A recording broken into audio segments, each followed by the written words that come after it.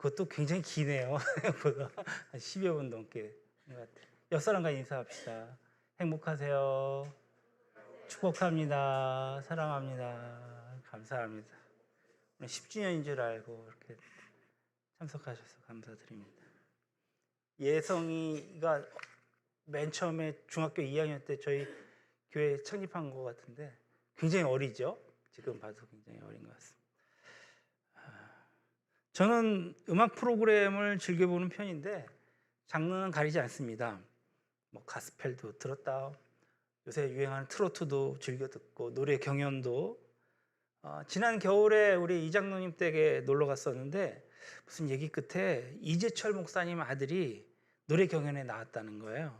꼭 한번 시청해 보라고 권유를 받았는데 그때는 보지 못하고 좀 시간이 흐른 뒤에 유튜브를 통해서 시청하다가 그만 홀딱 반해버리고 말았습니다. 뭐 프로그램 자체는 다른 여느 경연이랑 별반 차이가 없었습니다. 오로지 이재철 목사님의 셋째 아들 이승윤이라고 하는 가수에 관심을 갖게 되었는데 음색 자체가 특색이 있거나 뭐 테크닉이 뛰어난 편은 아니었던 것 같습니다. 하지만 곡을 보는 눈이나 남다르게 해석하여서 표현하는, 그러니까 자기 것으로 만드는 실력에 한 번도 들어보지 못한 새 것이라는 느낌에 너무 놀라웠고 신기하기까지 했습니다. 우리 주위에 특색 있는 음색으로 노래 부르는 사람들이 얼마나 많게요. 또 새로운 장르들을 시도하는 가수들도 많이 봤었거든요.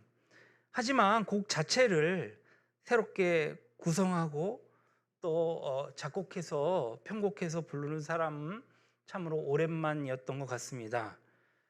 매일 그의 노래를 감상하고 다시 뒤집어 보고 또 분석해 보고 또 즐겨 했던 것 같습니다. 아마도 저의 마음을 빼앗았던 결정적인 원인은 2분에서 3분 그밖에 안 되는 시간 가운데 한 곡을 부르는 동안에 그 짧다면 짧은 그 시간을 통해서 자기를, 그러니까 가수를 집중하게 했던 매력이 있었던 것 같습니다. 사실 뭐라고 하는지 중얼중얼 정확지 않은 발음에 정말 어떻게 보면 소머리 창법과도 같은 제가 별로 좋아하지 않는 노래 부르는 방식이었지만 그것이 오히려 저를 집중하게 했고 폭발적인 후렴까지 마치 제가 좋아하는 외국 가수 콜드플레이를 연상케 하는 통쾌함까지 느끼게 했습니다. 비록 그가 커버곡, 다른 사람의 곡을 부르긴 했지만 그 2분, 3분에서 한 소절 한 소절 또 한마디 한마디 그것을 그냥 넘어가는 순간이 없었고 또 모두 의미를 부여하여서 완벽하게 소화해내는 그런 틀림없는 계획과 리프팅을 한 것을 보았습니다. 한 곡의 전체를 완벽하게 이해하고 분석하여서 그것을 세밀하게 분해하고 또 자기의 것만으로 새롭게 조립하여서 만들어내는 것이란 그 과정은 결코 쉬운 일이 아닙니다. 처음부터 다시 설정해야 되고 배경에 사용될 음악을 다시 입히고 또 그 곡에서 주는 의미를 의미 있게 자기만의 것으로 재해석하고 또 연습하고 다시 한번 노력했을 것입니다. 이렇게 완벽하게 보여주는 것은 아무리 선천적인 음악 천재라 해도 그것은 하루 이틀의 준비나 노력으로 불가능한 것이겠죠. 사실 그는 알고 보니 10년의 가수 경력을 갖고 있었던 실력파였던 것입니다. 하지만 그는 무명 10년 동안 그의 노래를 아무도 들어주지 않고 또 여기에 와서 불러보라고 불러주지도 않는 정말 무명의 가난한 시절을 거쳤습니다. 시련과 경제적인 고통을 겪으면서 이제 마지막 한번 도전해보고 안 되면 이 길은 아니다라고 포기해야겠다고 그렇게 결심했다고 그의 심경을 토로한 것을 보았습니다. 그러나 지난 10년의 무명 시절은 결코 헛되지 않는 기간이었음을 증명하게 되었고 결국 경연에서 사람들은 그의 실력을 정말 인정하며 그는 우승하게 되는 승리를 거두었던 것입니다. 앞으로가 더 기대되는 아름다운 청년의 모습이었습니다. 금요일 날 저희 교회에 차량이 들어왔어요. 지난 1월에 신청한 차는 스타렉스였습니다. 그러나 스타렉스가 단종되고 또 파업되어서 2달이 연기되었습니다. 새롭게 스타리아라는 신차가 나오게 되었는데 그 과정 동안 기다려야 하는 기간이 2달이나 되었습니다. 그 어영부영 2달이 지나간 것입니다. 그 기간 동안 저는 걸어서 아니면 버스를 타고 다녀야 하는 수고를 해야만 했습니다. 하지만 대신에 건강이 좋아지는 정말 기쁨도 함께 했습니다. 하지만 그 과정이 결코 순조롭지 않았습니다. 왜냐하면 중간에 산모가 수술했었고 병원도 오고 가야 했기 때문에 아주 힘겼던 그러한 3달, 4달이 되었지 않았나 생각해 봅니다. 그런데 일단 교회 법인으로 구입하는 게 호락호락하지 않았던 것입니다. 이유는 교회에서 구입한다는 게 절차상 상당히 까다로웠습니다. 필요한 서류가 얼마나 많은지 한 60장 정도 넘는 서류에 저는 도장을 찍어야만 했고 그것은 신용에 관한 검증이었습니다. 이번에 차량 구입에 도움을 준 저희 제자 이구벽 집사는 교회에서 차량을 구입하는 어떤 법적인 절차가 이렇게 까다롭고 힘든 것임을 아주 처음 겪었다고 하더군요. 회사는 차를 판매하면 그만인 것이고 60개월 할부할 경우 캐피탈을 끼고 갚아 나가야 하니 정말 이렇게 지불하는 것을 부끄럽게도 저는 처음 알았습니다. 그러니까 회사 측에서 저희 교회를 검증하고 또 캐피탈 측에서 저희 교회를 검증하고 왜 이렇게 복잡하고 까다로운 검증이 있었는가 저는 생각하지 않을 수가 없었습니다. 그것은 그동안 교회들이 차량을 손에 넣으면 어떻게 신용을 하는지를 알게 됐다는 말입니다. 그 차량으로 마구 대출을 받고 제때 갚지도 않고 교회는 폐쇄해버리거나 잠적해버리는 그런 식의 일들이 반복되어서 도무지 신뢰가 안 가는 집단, 물론 일부 몇 교회들의 행태이지만 요 몇몇 교회가 미꾸라지 같이 온 물을 흐려버리는 그런 모습이었던 것입니다. 교회가 아니라 사실 더 정확하게 얘기하면 목사들인 것이죠. 더 이상 크리스찬이기를 포기한 사람들의 집단이었던 것입니다. 그러면 교회 사이즈가 무슨 의미이고 교인 수가 무슨 의미이겠습니까? 이번 일로 더 부끄럽고 한심하다는 생각이 들었습니다. 자기밖에 모르는 이기적인 목회로 세상 사람들의 눈살을 찌푸리게 하고, 그러니 거지근성으로 뭔가 자꾸 요구하며 은큼하게 접근하니 진저리를 치며 부담을 느끼고 교회를 떠나는 것이 아니겠습니까? 길거리를 걸어도 혹시 목사랑 마주칠까 봐 피하고 전화를 걸어도 받지 않고 하는 것 아니겠습니까? 저는 하루에도 몇 번씩 기도합니다. 제발 이 사회에 도움이 되지는 못할 망정 민폐는 끼치지 말자. 그렇게 하나님 앞과 사람 앞에 그런 모습 보이지 않기를 위해 저는 예언교회 10년 동안 매일매일 빠짐없이 그런 기도를 하였습니다. 여러분, 그 사람의 인격이 바로 그 사람의 신앙이요 믿음인 것입니다. 이들은 그동안 성도보다 못한 삶을 산 것이죠. 그냥 막 산 것입니다. 세상 사람들보다 더 한심한 삶을 산 것입니다. 일반적으로 세상 사람들은 그래도 열심히 삽니다. 새벽에 나가보셨습니까? 얼마나 일찍 일어나 출근을 하고 늦은 시간까지 일을 놓지 않는지 모릅니다. 열심히 돈을 벌어서 떳떳하게 쓰며 사는 것이죠. 물론 방법을 가리지 않아서 문제입니다만 자신이 한 짓거리들이 어떤 의미인지도 모르고 어떤 결과를 초래한지도 모르는 마구 무의미하게 사는 한심한 인간과는 차이가 있는 듯합니다. 단지 욕구만 쫓는 무의미한 삶은 참된 삶으로 기억되지 않습니다. 욕구를 쫓는 삶은 물거품과 같아서 축적될 실체가 없기 때문이죠.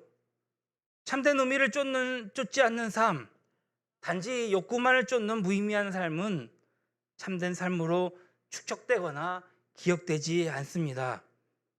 하지만 참된 의미를 추구하는 삶은 결코 사라지지 않습니다. 그 의미가 살아있는 한 그 의미를 쫓는 사람의 삶은 당사자의 삶 속에 기억으로 축적되어질 뿐만 아니라 당사자가 세상을 떠난 뒤에도 타인에 의해서 그는 기억이 되고 기념이 된다는 사실입니다. 인간의 육체는 유한하지만 참된 의미의 생명력은 무한하기 때문입니다. 인생도 이와 마찬가지입니다. 그래서 우리가 함부로 살지 말아야 하는 이유도 여기 있는 것이겠죠. 오늘 본문은 우리가 그리스도인으로서 추구해야 할 참된 의미의 삶이 무엇인지를 구체적으로 일깨워주고 있습니다. 오늘 스테반이 법정에서 행한 설교의 내용이거든요. 먼저 9절로 10절을 한번 같이 보겠습니다. 여러 조상이 요셉을 시기하여 애굽에 팔았더니 하나님이 그와 함께 계셔 그 모든 환난에서 건져내사 애굽 왕 바로 앞에서 은총과 지혜를 주심에 바로가 그를 애굽과 자기 온 집의 통치자로 세웠느니라. 아브라함의 손자인 야곱은 4명의 부인으로부터 12명의 아들을 얻었습니다. 그 중에 11번째 아들인 요셉은 이복 형들의 미움을 받아서 이집트로 팔려가 무려 13년에 걸친 종살이와 옥살이를 해야만 했습니다.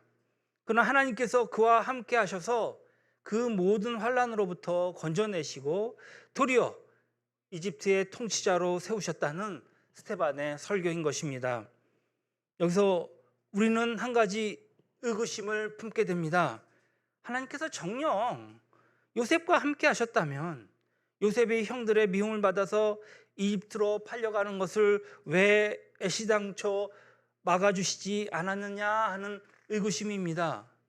또 설령 이집트에 팔려갔다 할지라도 왜 편하고 품위 있는 과정은 다 제쳐놓고 하필이면 고달픈 눈물겨운 종살이와 옥살이를 거쳐 요셉을 이집트의 통치자로 세웠느냐는 의구심입니다. 이 의구심은 요셉이 이집트의 종으로 팔려가기 전에 어떤 인간이었는지 밝혀주는 창세기에서 절로 해소될 수 있습니다. 창세기 37장 2절로 4절 말씀입니다. 야곱의 족보는 이러하니 요셉이 17세의 소년으로서 그의 형들과 함께 양을 칠 때에 그의 아버지의 아내들 비라와 실바의 아들들과 더불어 함께 있었더니 그가 그들의 잘못을 아버지에게 말하더라. 요셉은 노년에 얻은 아들이므로 이스라엘의 여러 아들들보다 그를 더 사랑함으로 그를 위해 채색 옷을 지었더니 그의 형들이 아버지가 형들보다 그를 더 사랑함을 보고 그를 미워하여 그에게 편하게 말할 수 없었더라.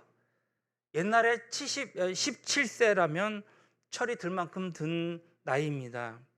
그러나 요셉은 그 나이가 되기까지 아버지의 편애를 힘입어 아버지를 대신하여서 가업을 이어받아 수고하는 이 이복 형들을 돕기는커녕 이제 형들의 잘못을 아버지에게 고자질하는 경솔한 철부지였습니다. 게다가 아버지가 자기에게만 입혀준 이 때때 옷을 당연하다는 듯 걸치고 다니며 형들 앞에서 거드름을 피울 정도로 이기적인 인간이었습니다. 형들에 의해 이집트 종으로 팔려가던 날에도 들에서 양을 치는 형들이 일을 잘하고 있는지 정탐하러 나갔다가 변을 당한 것이었죠. 만약 요셉이 일평생 그런 식으로 산다면 의식적이든 무의식적이든 수많은 사람을 돕기는커녕 해칠 그런 인간이었을 것입니다. 이것이 요셉이 형들에 의해 이집트로 팔려가는 것을 하나님께서 허락하신 까닭입니다. 이역만리 타향에서 혈혈단신으로 종살이와 옥살이를 거치게 하심으로 그의 정말 이기적이고 자기중심적인 그 모습, 요셉을 타인을 배려할 줄 아는 그러한 성숙한 인간으로 바로 세워주기 위한 하나님의 계획이었던 것입니다. 요셉이 이집트에서 종살이했던 곳은 이집트 왕 파라오의 경호대장인 보디발 장군의 관저였습니다. 그것은 단순한 집이라기보다는 국사범이 수감되어 있는 감옥이 딸려 있는 국가기관이었습니다. 거기서 종살이를 시작한 요셉은 다행히 보디발의 신임을 얻어서 그곳 살림 일체를 책임지게 되었습니다. 자신도 모르게 고도의 재무 훈련을 받은 셈이 되는 것입니다. 그래서 우리는 훈련 받을 때에 그것을 짐으로 여겨서는 안 됩니다. 그것을 통하여서 더욱더 지혜와 경륜을 쌓아야 하는 것이죠. 그 후로 요셉은 욕정의 눈이 먼 보디발 장군의 아내의 농간으로 억울하게 옥살이하게 되지 않습니까? 그가 수감되었던 감옥은 보디발 장군의 관저에 딸린 감옥으로서 국사범, 그러니까 정치범들이 갇혀있는 감옥살이였습니다. 거기에서도 신임을 얻은 요셉은 그곳에 수감된 정치범들을 관리하는 일을 맡게 된 것입니다. 이번에는 전혀 뜻하지 않은 가운데 아주 자연스럽게 인사관리, 훈련, 정치 수업 이런 것들을 받게 된 것이죠. 이처럼 요셉이 당시 세계 최고의 제국이었던 이집트에서 종살이와 옥살이를 통해 그렇게 받은 재무훈련과 인사관리 훈련과 정치 수업은 만약 그가 이집트의 종으로 팔리지 않고 단순히 아버지 집에서 그대로 살았던들 결코 받을 수 없는 그러한 값진 훈련이었다는 말씀입니다. 이처럼 하나님께서는 당신의 방법대로 요셉을 훈련시킴으로 자신만 알던 이기적인 그가 오늘 이집트 국무총리감이 될 수 있게끔 그를 고치시고 바로 세워주셨습니다. 흔히 오해하듯 요셉이 요행으로 정말 이집트의 국무총리가 된 것은 결코 아니라는 말씀입니다.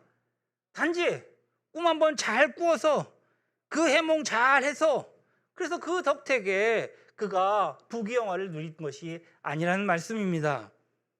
당시 이집트에서 총리가 될 수 있었던 그 자격과 자질을 갖춘 사람은 오직 하나님의 훈련을 거친 요셉 한 사람밖에 없었던 것입니다.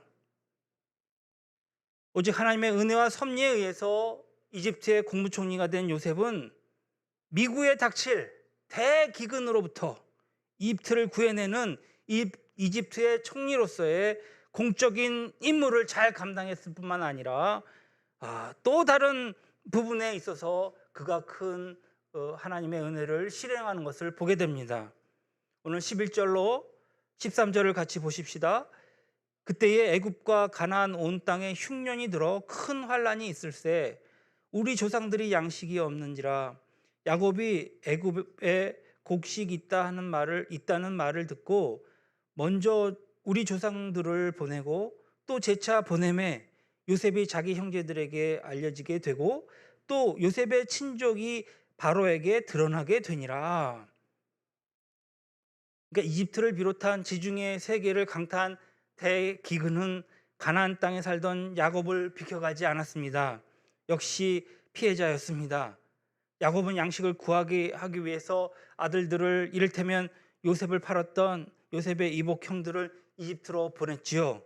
그래서 요셉이 이집트 국무총리라는 그 사실은 정말 상상도 하지 못하고 그 형들은 결국엔 요셉과 극적인 상봉이 이루어진 것을 보게 됩니다.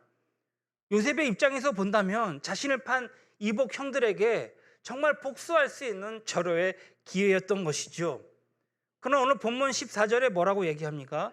요셉이 사람을 보내어 그의 아버지 야곱과 온 친족 75사람을 청하였다 했습니다.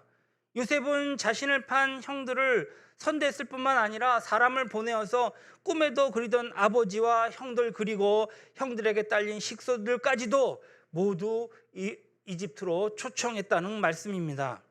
그 사람들의 수가 무려 75명에 달했습니다.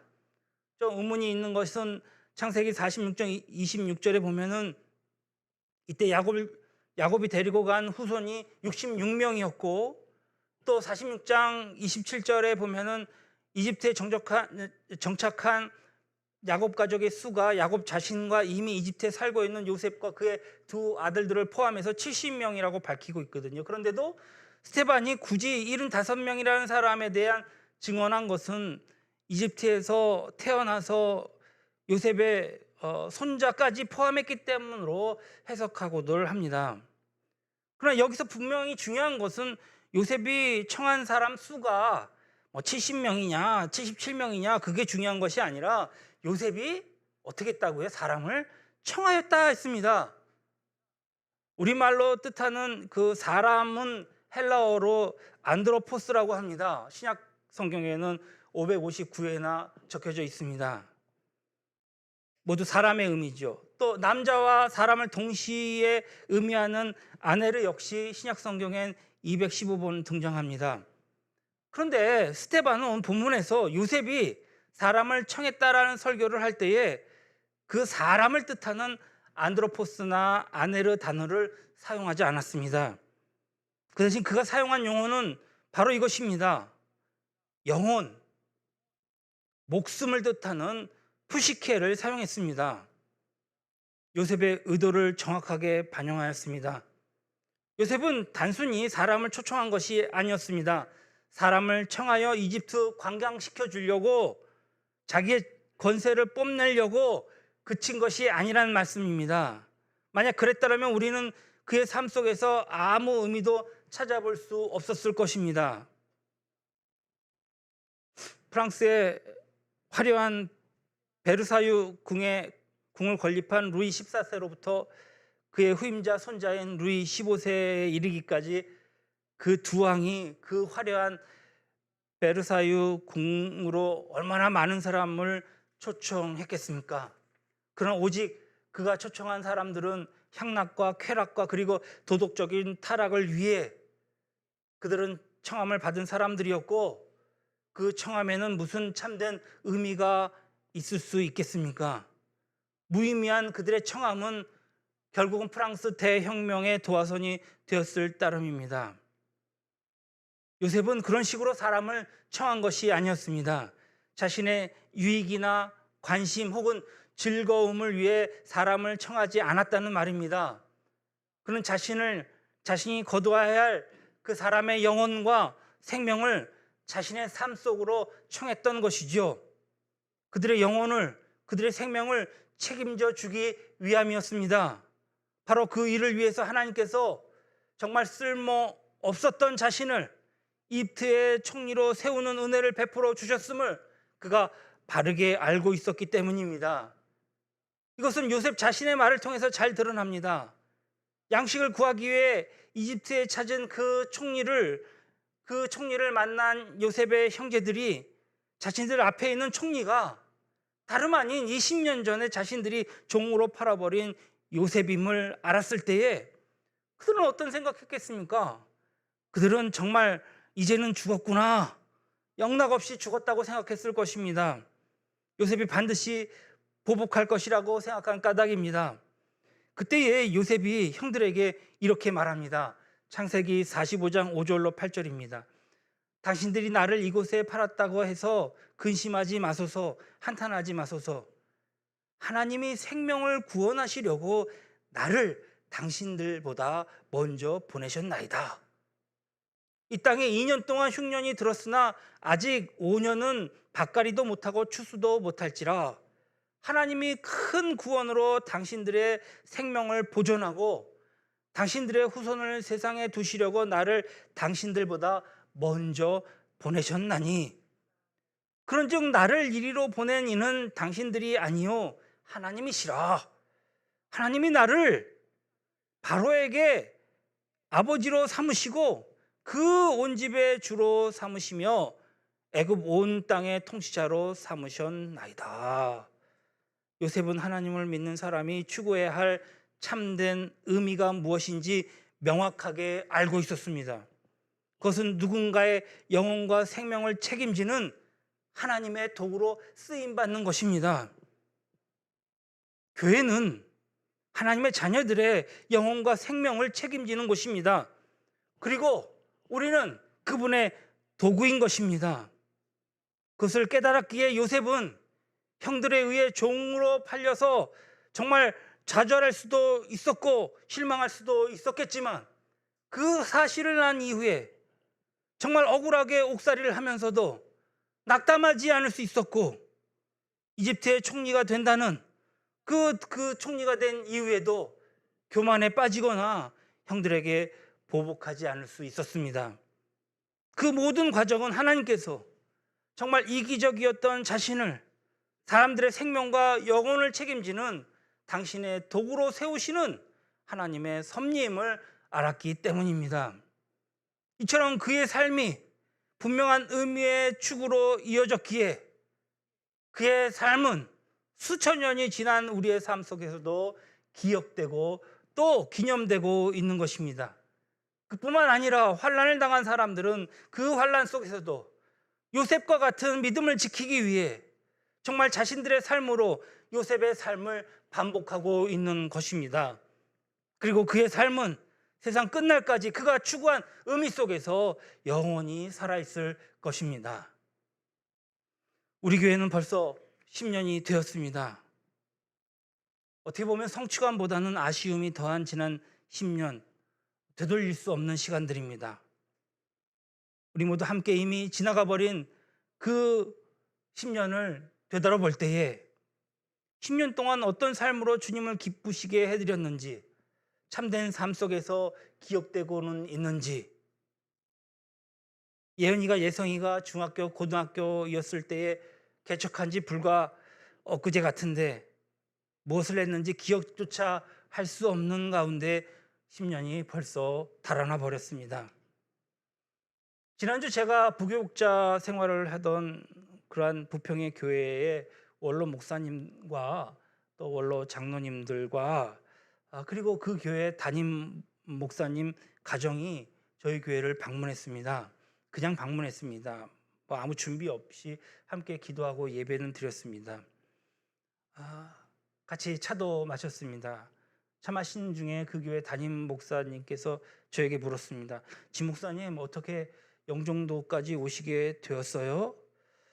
사실 저도 모르겠습니다. 제가 왜 여기까지 오게 되었는지. 사실 원로 목사님께 개척하겠다고 했을 때에 저를 데리고 김포로 부평으로 안 간 곳이 없을 정도로 정 목회지를 찾아다녔었거든요. 비교적 괜찮은 부지도 소개받았었습니다. 그런데도 하나님께서는 저를 굳이 이 영종도로 인도해 주신 것입니다. 제가 영종도로 들어왔을 때에는 여기다 정해진 장소도 없는 상태에서 어떤 구체적인 계획도 없이 급하게 무작정 들어왔습니다. 심지어 이사할 비용조차도 충분히 마련하지 못한 상태였습니다. 그런데 이사하기 전날 어떤 성도가 저를 찾아왔습니다.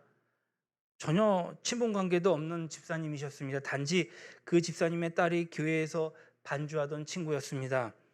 전혀 반주를 할 수 없는 자매였는데 우리가 같이 노력해서 반주를 대예배에 반주할 수 있는 상황까지 성장했던 그런 자매였습니다. 그 집사님이 주머니에서 주섬주섬 하얀 봉투를 이렇게 꺼내셨습니다.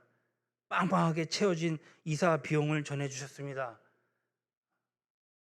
정말 자기 딸로부터 제가 개척하러 영종도로 간다는 소식을 전해 듣고는 이렇게 부랴부랴 준비했다는 말씀입니다. 정말 감동이었습니다. 그리고 얼마 시간이 지난 뒤에 제가 교회 장소를 얻었다고 했을 때에도 그는 아낌없이 자기의 주식을 깨서 400만 원이라고 하는 돈을 교회 꾸미는 데 사용해 달라고 전해 주었습니다. 참으로 정말 따뜻한 영혼이 아닐 수 없습니다. 아직도 이 집사님과는 매일 말씀 구절을 문자로 나누며 교제하고 있습니다. 어제도 같이 그분이 말씀 주시고 제가 또 말씀을 또 던졌습니다. 참 이러한 아름다운 교제를 이루는 데는 정말 주님의 은혜가 아닐 수 없습니다. 교회가 10년이 됐는데 정말 어찌 우리 교회를 설립하는 데 도움을 주고 기도해 주신 분이 아낌없이 사랑을 해 주신 분이 이 집사님 한 분뿐이겠습니까? 이분 말고도 수많은 성도들께서 그들의 삶의 일부를, 그 물질을, 기도를 나누어서 교회를 10년 동안 유지할 수 있도록 협력해 주셨습니다. 그들의 삶 역시 저는 요셉처럼 정말 생명과 영혼을 사랑하시는 또 다른 정말 우리 교회에 기억되는 하나님의 자녀라고 확신합니다. 예수 그리스도께서 죄와 사망에 빠진 우리의 손을 잡아주시기 위해서, 우리의 영혼과 생명을 책임지시기 위하여서 그가 이 땅에 오시고 그의 피를 뿌리시며 우리의 죄를 사해 주셨습니다. 그렇다면 창립 10주년을 맞은 우리가 무엇으로 어떻게 우리의 삶을 살 것인지 자명해졌습니다.